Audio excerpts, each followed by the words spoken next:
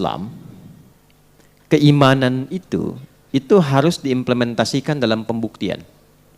Tidak hanya tersimpan. Gitu ya? Iman itu amalan hati.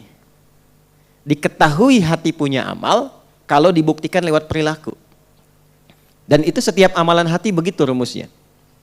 Contoh, cinta itu bagian dari amalan hati.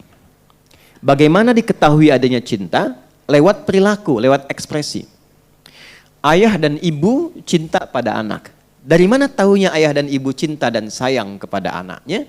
Ketika ayah dan ibu mengeluarkan ekspresinya.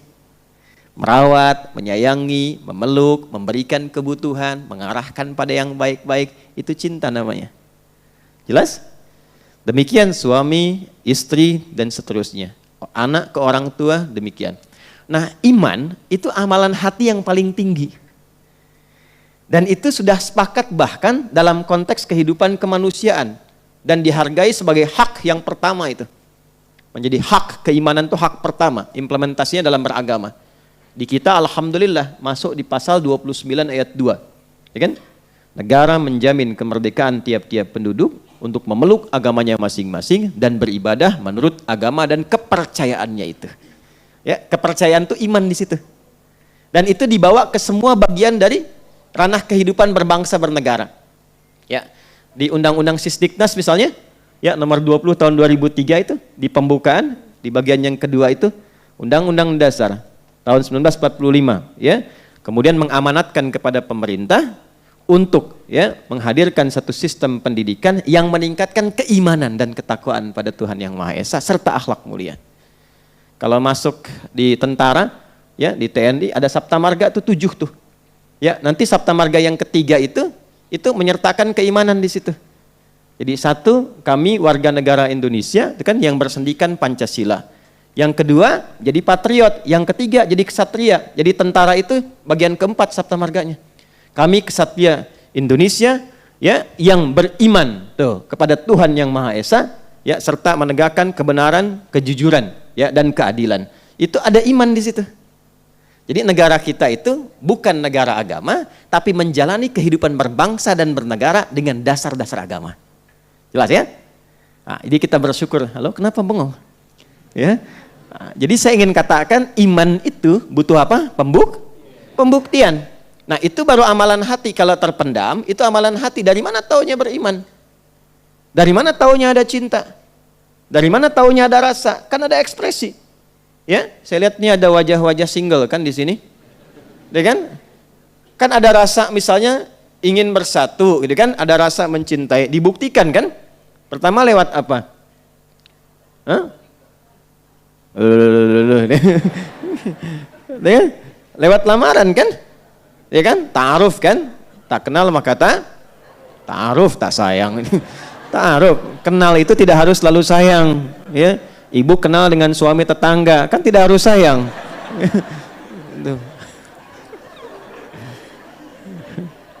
Semoga Allah ampuni dosa kita. Ya.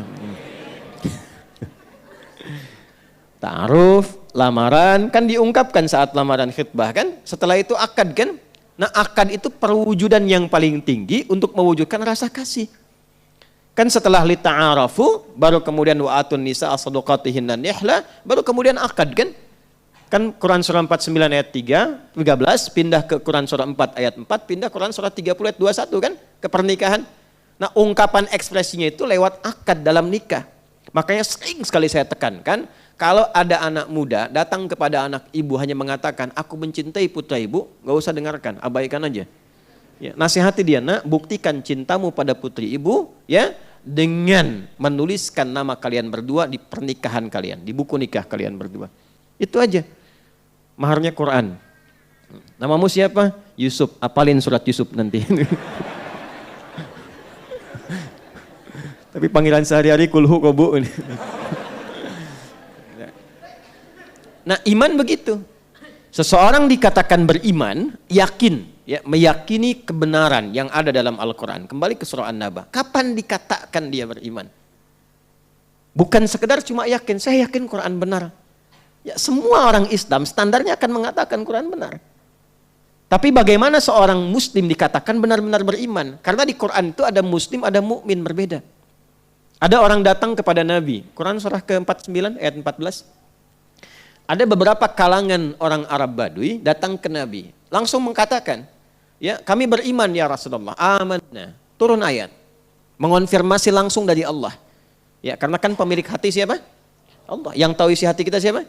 Turun Quran surah 49 ayat 14. Ya. Qalatil a'rabu amanna. Qul lam tu'minu. Lihat poinnya. Walakin qulu aslamna. Walamma yadkhulil imanu fi qulubikum. Sementara sebagian kalangan orang Arab Badui datang mengatakan kepada Nabi Muhammad SAW, kami telah beriman. Kata Allah, tunggu dulu. Katakan pada mereka, kalian baru berislam. Apa syarat Islam pertama? Syahadat kan? Asyhadu an la ilaha illallah wa asyhadu anna Muhammadan. Itu diucapkan oleh apa? Lisan. Nah, yang diucapkan di lisan ini turun ke kolbu enggak? Gitu. Kalau turun ke kolbu, nanti ada pembuktian.